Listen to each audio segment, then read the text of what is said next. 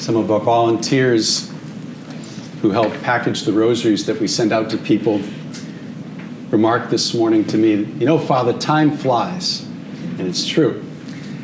It was over 20 years ago when I was a seminarian that I first learned about St. Francis Cabrini. And it was actually kind of providential because I had nothing to teach the 8th graders about at St. Mary of the Assumption School in Brookline. So I looked up in the ordo and saw this great saint. And it was wonderful because it was a Catholic school, so I shared her story, hopefully inspiring them. It probably wasn't that great a talk, but I was inspired.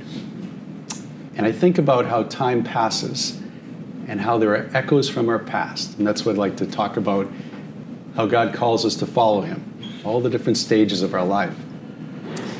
For instance, today's Psalm 23 is perhaps one of the most known, even to people who have limited exposure or knowledge to Scripture.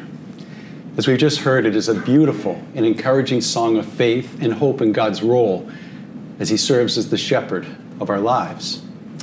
Now, back when I was in the final year of seminary, there were a lot of last-minute details you have to take care of right before ordination.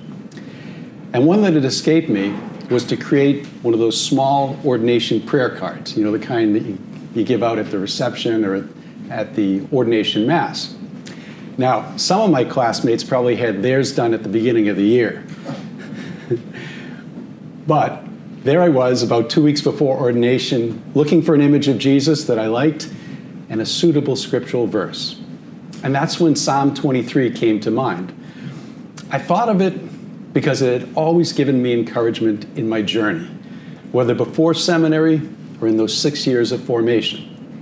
And then, at the age of 40, as I sat at my desk, I had seen enough life to realize that at times we all walk through dark valleys, whether it is an illness of a loved one or ourselves, whether it is strained or broken relationships with one another or God, or in the struggles that we face at work or school, maybe even related to financial security. We all walk at one point or points through these dark valleys. But I'd also seen how God gives us the courage and the direction to persevere.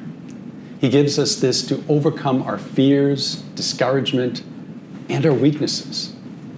And though life can be hard, God's goodness and kindness do and will follow us all the days of our lives, until one day, please God, we will dwell in the house of the Lord for all time.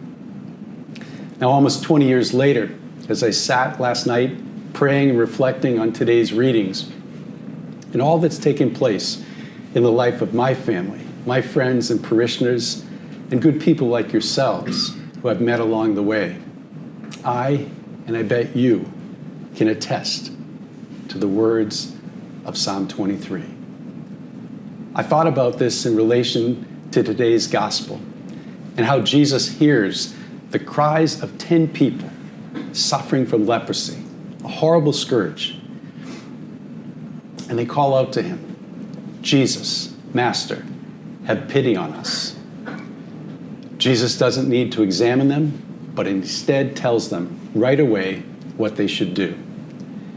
He tells them to show themselves to the priest. It struck me that along their way to seeing the priest, in faith of Jesus, that in a sense, there was a delay in the healing. They weren't healed right on the spot. Or were they? It does say that as they were going, they were cleansed. One interpretation is that Jesus wanted them to learn obedience to God as part of the healing process. Perhaps we've experienced a similar thing, that it took our following, the teaching of God, seeking to do his will for us to be healed, either through confession or other means of his grace. It reminds me of Father Stephen's homily yesterday, when he spoke about learning to become obedient to God in all the areas of our lives. Also, did you notice that word realized? It's in relation to the man with leprosy realizing that he had been healed. Does it at times take us a while to realize God's healing touch upon our lives or our loved ones? I think it can. But the important thing, this is the important thing, is that we do realize the healing power of God. And finally, we can learn from that one man who returned to Jesus, that once we realize the healing or the freedom from the dark times, that it is only right to give thanks to God. It is a reminder to not only be petitioners of prayers of supplication, but also to be thoughtful in expression of gratitude for the Lord who shepherds, the Lord who refreshes our souls through every chapter of our lives, so that each one of us can say, "The Lord is my shepherd. There is nothing I shall want, if only we let him lead us."